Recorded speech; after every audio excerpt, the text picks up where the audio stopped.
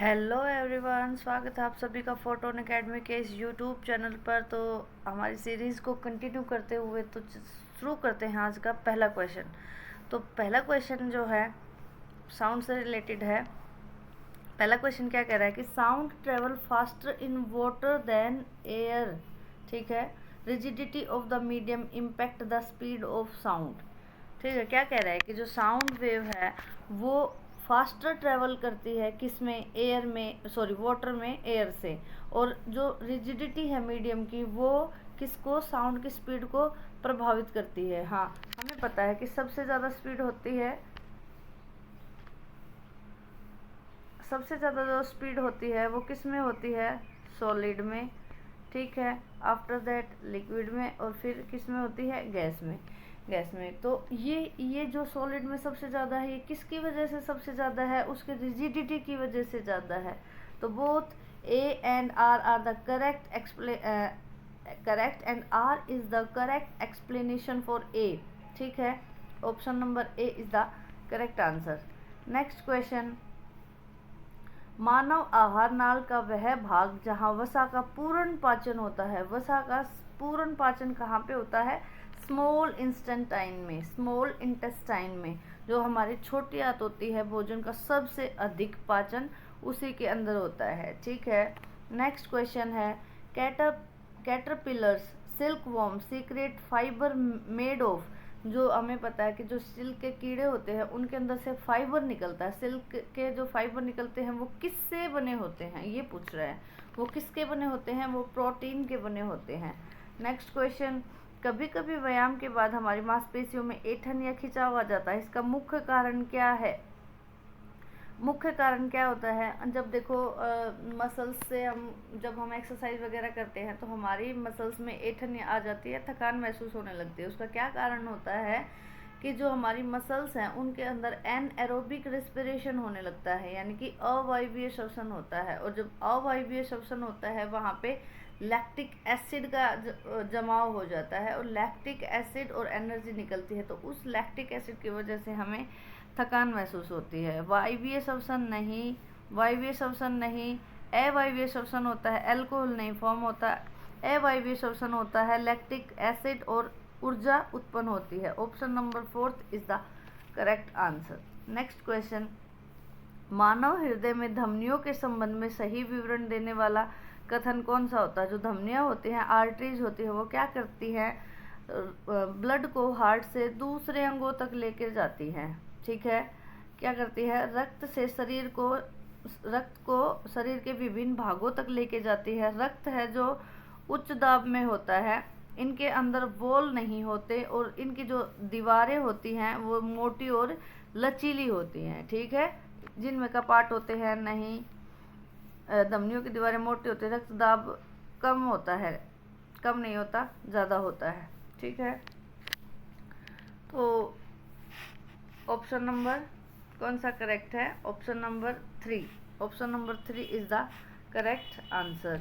Next question, the actual path of the urine. Urine का actual path कौन सा है। सबसे पहले किडनी यूरिन बनाती है, यूरिट्री जो होती है वो यूरिनरी ब्लैडर के अंदर लेके जाती है, और फिर यूरिथ्री से बाहर निकाल देते हैं, यानी कि वक्र किडनी मूत्र वाहिनी और फिर मूत्राशय में, और फिर मूत्र मार्ग के थ्रू उसको बाहर निकाल दिया जाता है। Option number A is the correct answer.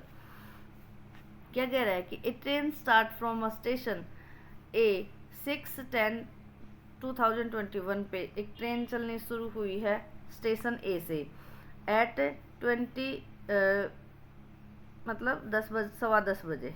कितने बजे, 10:15 बजे। And reach the station be on the 9/10/2021 और 4:15 बजे। If the distance travel is 1890, the find the average speed of the train is. Average speed का फॉर्मूला हमें पता है, distance upon में टाइम, डिस्टेंस अपॉन में टाइम, टोटल डिस्टेंस अपॉन में total time. ठीक है।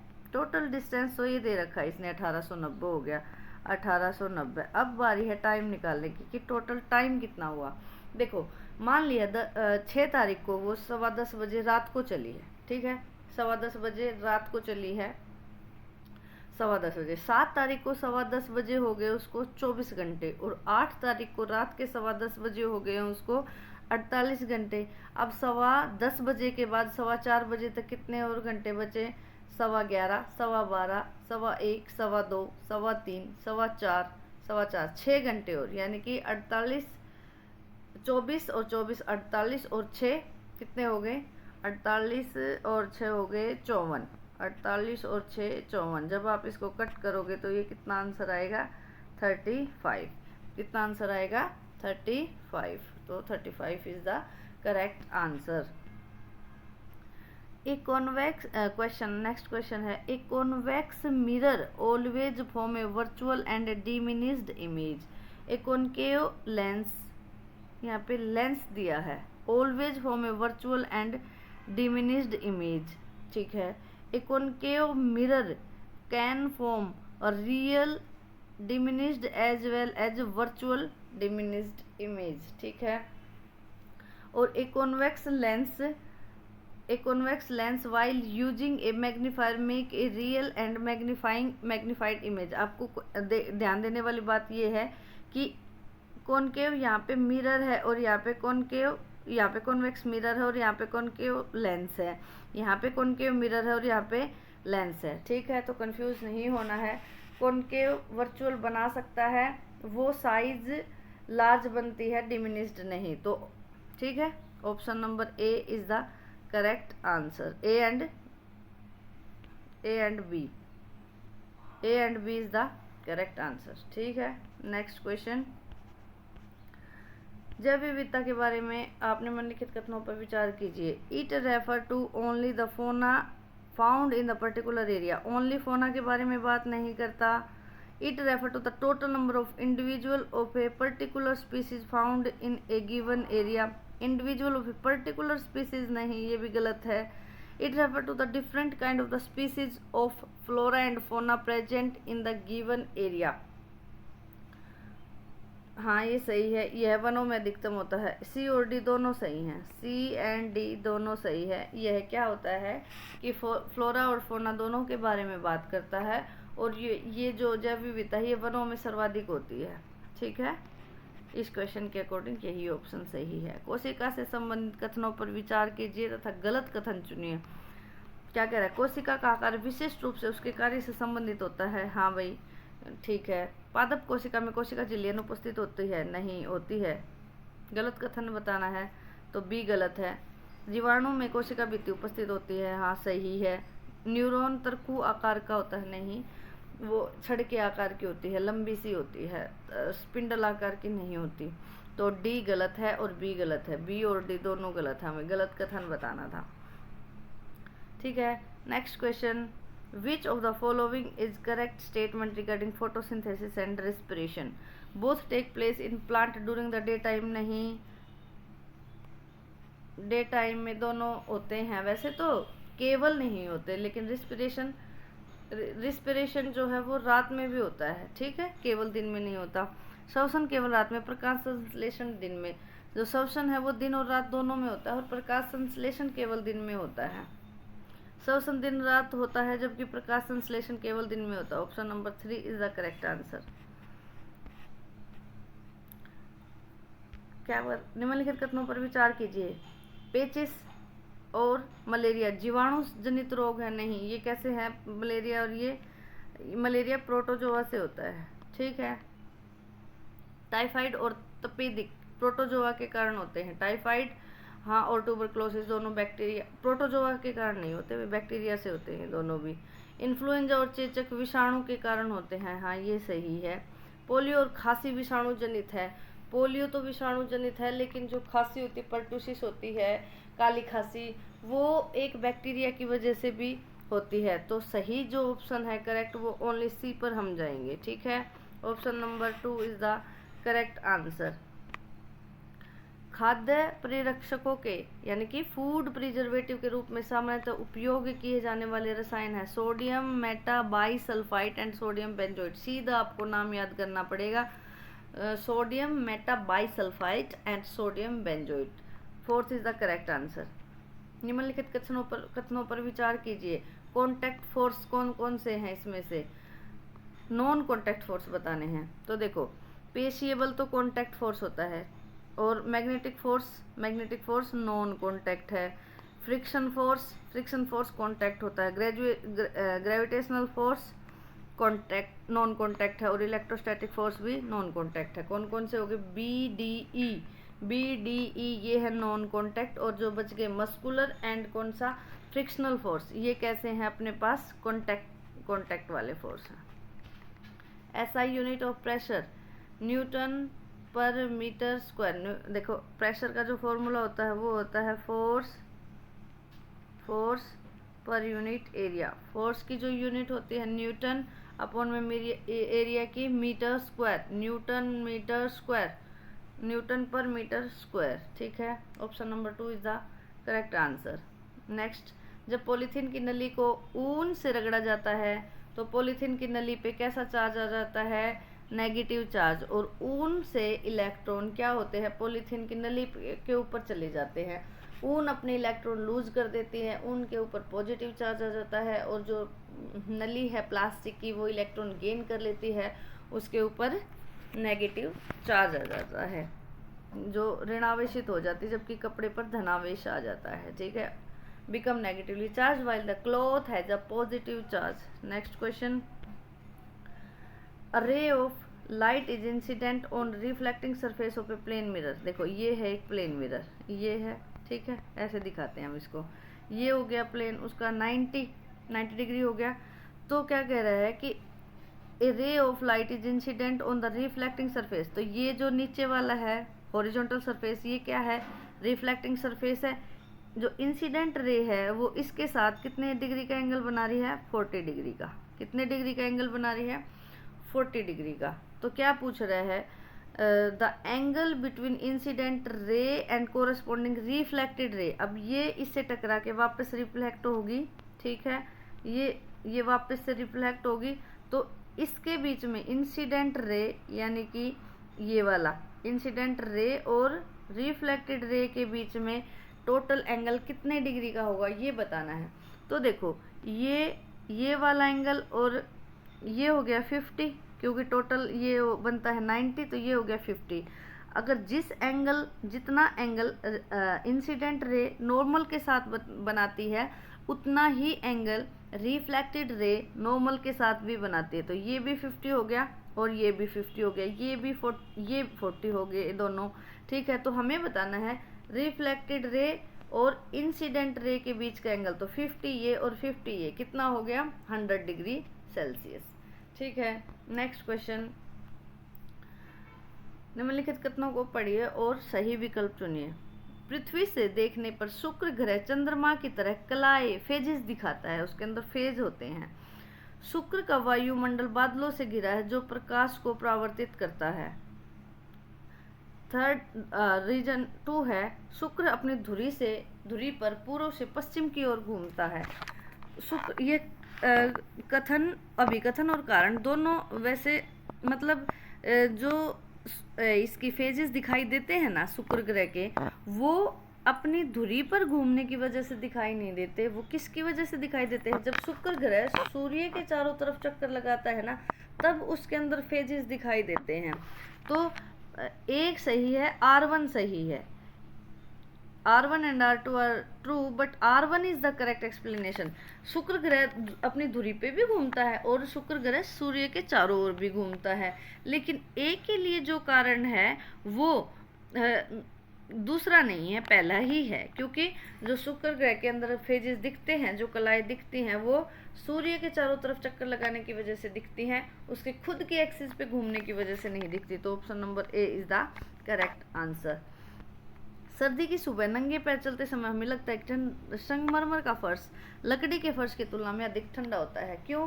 क्योंकि जो संगमरमर होता है वो गुड कंडक्टर ऑफ हीट होता है लकड़ी की अपेक्षा। लकड़ी के अंदर लकड़ी जो है गुड कंडक्टर ऑफ हीट नहीं होती, लेकिन जो संगमरमर होता है वो गुड कंडक्टर ऑफ हीट होता है। तो क्या होगा, जो हमारे पैर की जो हीट थी वो क्या करता है, संगमरमर एब्जॉर्ब कर लेता है due to the conduction of heat. तो हमें लगता है हमारी जो बॉडी की हीट थी वो संगमरमर के अंदर जा रही है, इसलिए हमें फील होता है कि फर्श ज़्यादा ठंडा है। लेकिन लकड़ी के साथ ऐसा नहीं होता। लकड़ी के फर्श की तुलना में अधिक ऊष्मा परावर्तित करता है नहीं, लकड़ी के फर्श की तुलना में ऊष्मा का अच्छा चालक है। Is a good conductor of heat than the wooden floor. ठीक है, option number 2 is the correct answer. Petroleum के घटकों अर्थात पेट्रोलियम से प्राप्त उत्पादों के समूह की पहचान कीजिए। देखो रेयन, रेयन जो क्या है एक पॉलिएस्टर है, वो इससे हमें नहीं मिलता पेट्रोलियम पदार्थों से। कास्टिक सोडा भी नहीं मिलता, रेयन फिर से नहीं मिलता। तो option number 2 is the correct answer. Lubricant oil मिलेगा, पैराफिन वैक्स मिलेगा और बिटुमेन मिलेगा। ठीक है, option number 2 is the correct answer. Next, वैज्ञानिक अध्यायों के संबंध में निम्नलिखित कथनों में से कौन सा कथन सत्य नहीं है? कौन सा कथन जो है वो सत्य नहीं है? वैज्ञानिक अध्ययन के बारे में बताना आपको।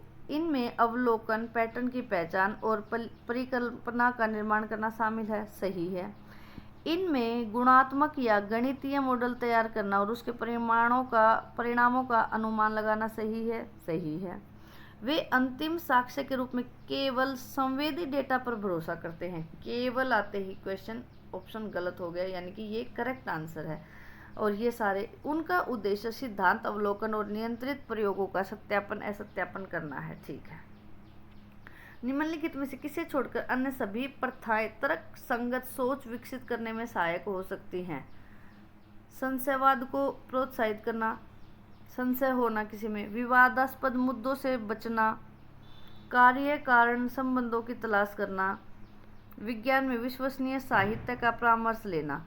तो देखो, संशयवाद को प्रोत्साहित करना, इनमें से किसे छोड़कर सभी प्रथाएं तर्क संगत सोच विकसित करने में सहायक हो सकते हैं? तो विवादास्पद मुद्दों से बचना नहीं, हमें विवादास्पद मुद्दे करने चाहिए, उनसे करने से हमारी जो सोच है, जो स्पीकिंग है, जो कम्युनिकेशन है, वो सब इंक्रीज होता है। तो option number 2 is the correct answer. उनसे बचना नहीं चाहिए, उनमें इंक्लूड होना चाहिए। वैज्ञानिक विधि का अधिक सटीक विवरण निम्नलिखित में से कौन सा है? वैज्ञानिक विधि, यह विज्ञान के लिए वैज्ञानिकों द्वारा पालन किए जाने वाले 7 चरणों का एक निश्चित क्रम है। यह विचार प्रक्रिया का एक संयोजन है जो आवश्यक रूप से किसी निश्चित क्रम में नहीं होता। ये गलत है, अधिक स्टिक है। ये 7 चरणों का हो ये कोई बात जरूरी नहीं है, बहुत सारे चरण भी हो सकते हैं किसी भी वैज्ञानिक विधि में। यह एक समय परीक्षित विधि है जिसका लोकप्रिय परिकल्पना निर्माण एक अनिवार्य हिस्सा है। नहीं, कभी कभी परिकल्पना की जरूरत नहीं करनी पड़ती। यह विज्ञान में प्रयुक्त एक लोकप्रिय तरीका है जो डेटा पर बहुत अधिक निर्भर करता है। नहीं, गलत है, ये भी गलत है। Option number 2 is the correct answer. विज्ञान में निष्कर्ष निकालने का क्या अर्थ है? भौतिक दुनिया के किसी पहलू का निष्कर्ष निकालना, भौतिक दुनिया के किसी पहलू का सीधा विवरण देने के लिए इंद्रियों का सक्रिय रूप से उपयोग करना, वैध अवलोकन के लिए स्पष्टीकरण उत्पन्न करना, generating explanation for a valid observation. वही तो निष्कर्ष हुआ। अवलोकनों के व्यक्तिगत पूर्वाग्रहों को कम करने की प्रक्रिया नहीं, भौतिक जगत के बारे में तथ्य एकत्रित करने की प्रक्रिया। तो option number 2 is the correct answer. विविध पृष्ठभूमि के छात्रों को आराम से विज्ञान का अध्ययन करने के लिए प्रोत्साहित करने के लिए निम्नलिखित में से कौन सी रणनीति उपयुक्त नहीं होगी? विविध पृष्ठभूमि के छात्र हैं, उनको आराम से विज्ञान का अध्ययन कराना है। अपने स्पष्टीकरणों में ग्रामीण, शहरी और जनजातीय संदर्भों के उदाहरण शामिल करना, ये तो सही है, उपयुक्त होगी। वैज्ञानिक रूप से प्रतिभाशाली छात्रों से उच्च अपेक्षाएं रखना तथा जिनमें वैज्ञानिक योग्यता की कमी है उनमें मध्यम अपेक्षाएं रखना बिल्कुल गलत ऑप्शन है। एक शिक्षक के रूप में यह प्रदर्शित करना कि आप विज्ञान का अध्ययन और प्रयोग करने में सहज हैं। विज्ञान के क्षेत्र में सभी संस्कृतियों के लोगों के योगदान पर बल देना। जिनमें योग्यता की कमी है क्या हम उनको इग्नोर करेंगे? नहीं, बिल्कुल, टीचर ऐसा कर ही नहीं सकता। Option number 2 is the wrong answer. विज्ञान में छात्र की वैचारिक समझ का आकलन करने में निम्नलिखित में से कौन सा मददगार नहीं होगा? क्या करना? विज्ञान में छात्र की वैचारिक समझ का अवलोकन करना है, आकलन करना है। अवधारणा आधारित इन्वेंटरी पर छात्रों के प्रदर्शन का विश्लेषण करना। किसके ऊपर? परफॉर्मेंस के ऊपर। छात्रों की प्रतिक्रियाओं को ध्यान से सुनना और उनके विचारों पर प्रतिक्रिया देना। नहीं, मददगार नहीं होगा। चुनौतीपूर्ण मानकों की तुलना में छात्र के प्रदर्शन के बारे में प्रत्यक्ष स्पष्ट प्रतिक्रिया देना। छात्रों द्वारा असाइनमेंट की समय पर जमा सुनिश्चित करना। ये तो बिल्कुल गलत ऑप्शन है। तो ये दोनों, ये सारे सही हैं। तो option number 4 is the correct answer. ये मदद नहीं करेगा, उनकी कॉन्सेप्चुअल समझ देखनी है हमें। तो असाइनमेंट टाइम पे जमा कराओ, इससे कोई फर्क थोड़ी पड़ेगा उनकी कि सोच समझ कैसी है साइंस के बारे में। ठीक है। समूह संरचना जो सहयोगात्मक अधिगम को प्रभावी ढंग से सुगम बनाते हैं होनी चाहिए। समूह की संरचना कैसी होनी चाहिए? जो कोलैबोरेटिव लर्निंग को प्रभावी ढंग से सुगम बनाती है। सजातीय और छोटा, सारे एक जैसे हों उसमें, सजातीय और बड़ा नहीं। हेट्रोजीनस एंड स्मॉल और हेट्रोजीनस एंड लार्ज। तो कैसी होनी चाहिए? हेट्रोजीनस होनी चाहिए और स्मॉल होनी चाहिए। हेट्रोजीनस मतलब उसमें अलग अलग प्रकार के लोग होंगे, सबके सोचने समझने की क्षमता अलग अलग होगी, सबके विचार अलग अलग होंगे। और छोटा होगा तो सबको मौका मिलेगा। Option number 2 is the correct answer. अंग्रेजी की कक्षा में कहानी सुनाते समय शिक्षक ने नकुल नाम के पात्र का उल्लेख किया जो पीने का पानी लेने नदी में जाता है। नकुल नाम के एक छात्र ने बीच में टोकते हुए पूछा कि क्या नदी का पानी पीना सुरक्षित है, क्योंकि वह अपने घर में प्यूरिफायर का पानी पीता। शिक्षक को क्या करना चाहिए? नकुल से कहें कि यह एक काल्पनिक कहानी है। नहीं, बिल्कुल गलत। छात्रों से कहें कि सीधे नदी का पानी पीना सुरक्षित नहीं है, कहानी सुनाना जारी रखें। नहीं, गलत। क्या ऑप्शन है? नकुल से कहें कि यह अंग्रेजी कक्षा का, बिल्कुल गलत। छात्रों से कहें कि वे चर्चा करें और कारण बताएं कि सीधा नदी का पानी पीना क्यों सुरक्षित नहीं है। तो ये option number 4 is the correct answer. 89 शिक्षार्थियों के लिए उपचारात्मक शिक्षण के बारे में सुझाव देने में निम्नलिखित में से कौन सा सहायक होगा? पहले हमें उनका उपचारात्मक शिक्षा देनी है, तो पहले हमें क्या पता होना चाहिए? पहले उनकी प्रॉब्लम तो पता होनी चाहिए कि आखिर उनको प्रॉब्लम किस में आ रही है, तभी तो हम उस प्रॉब्लम का उपचार करेंगे। तो कौन होगा 89 में? 4th option is the correct, diagnostic evaluation. Next question. एक छात्र कहता है कि राजमा के सूखे मरे हुए बीज निर्जीव हैं क्योंकि वे कंकड़, मुट्ठी भर कंकड़ से ज़्यादा जीवित नहीं लगते। उसकी टिप्पणी पर आपकी क्या प्रतिक्रिया होगी? बीज जीवित है क्योंकि उपयुक्त वातावरण में रखे जाने पर उनमें जीवन के सभी गुणों को प्रदर्शित करने की क्षमता होती है। बीज जीवित नहीं है, गलत है। बीज कभी जीवित थे जब वे पौधा का हिस्सा थे, अब वे मृत है। नहीं, ये भी गलत है। एक बार जब कोई जीवित चीज कट जाती है धीरे धीरे मर जाती है। नहीं, गलत है। ये है, बीज जीवित हैं और जब उनको उपयुक्त एनवायरनमेंट, मिट्टी, पानी, हवा सब कुछ मिल जाएगा तो वो एक जीवित की तरह से काम करेंगे। तो ठीक है, ये थे सीटेट के 30 क्वेश्चन। और ऐसे मोर सीरीज़ के लिए चैनल को सब्सक्राइब करें, वीडियो को लाइक करें और अधिक से अधिक अपने दोस्तों में शेयर करें, क्योंकि अब 6 सितंबर ज़्यादा दूर नहीं है, एग्ज़ाम आपका बहुत पास है। और अगर आप साइंस के इन क्वेश्चंस की प्रैक्टिस कर लेते हैं तो निश्चित ही आपको और कहीं से साइंस पढ़ने की ज़रूरत नहीं रहेगी। Thank you so much.